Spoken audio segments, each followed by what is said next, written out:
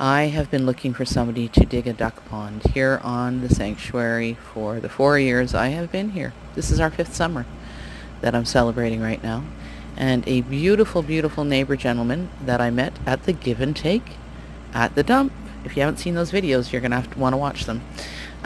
Stepped up and offered to come out with his backhoe, and today he started digging our duck pond right where I thought it should go. As you can see here, he's gone down 12 feet and there is no water. So he's going to backfill that.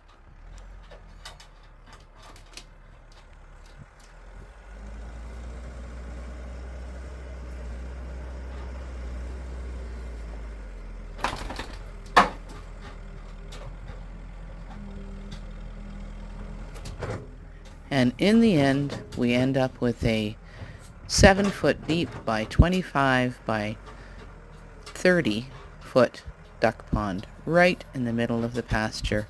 Now all we need is a whole bunch of rain.